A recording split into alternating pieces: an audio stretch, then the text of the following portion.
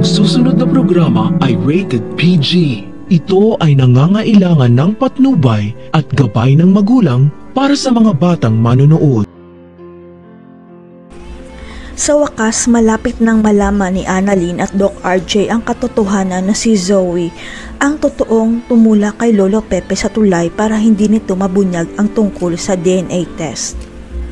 Ang buong akala ng lahat hindi na makikita pa si Lolo Pepe matapos mahuli ng mga pulis si Balahadja, yun pala ay tinakas siya ni Zoe para ihulog sa ilalim ng tulay.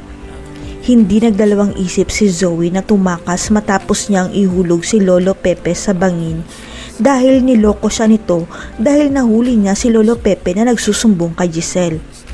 Sa kasamaang palad, hindi narinig ni Giselle ang tawag ni Lolo Pepe dahil walang signal, tapos si Lolo Pepe hindi man lang nag-isip bago niya nilaglag si Zoe kaya siya napahamak. Mabuti na lang nagdesisyon si Annalyn na hanapin si Lolo Pepe at hindi niya akalain na nahulog sa bangin ang lolo niya at mabuti na lang may nakakita kaya siya nasagip.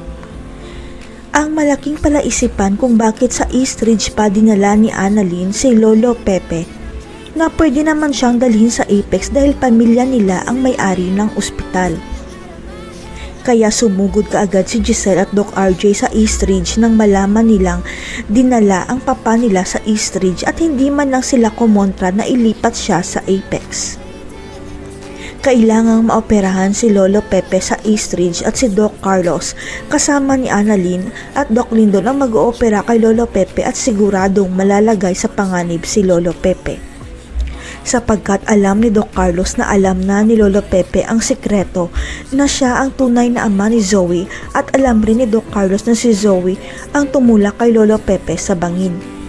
Kaya gagawin ang lahat ni Doc Carlos para hindi na makaligtas pa si Lolo Pepe dahil siguradong masisira ang buhay niya, lalong-lalo na si Zoe dahil makukulong siya. Pero hindi makakilos si Doc Carlos dahil nakabantay pa si Annalyn sa pag-opera niya kay Lolo Pepe dahil nangako si Annalyn na hindi mangyayari sa lolo niya ang nangyari sa ninong niya.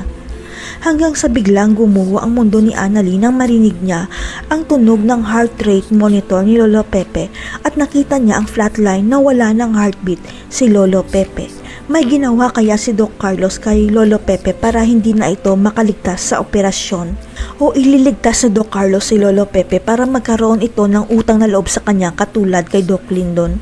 Abangan.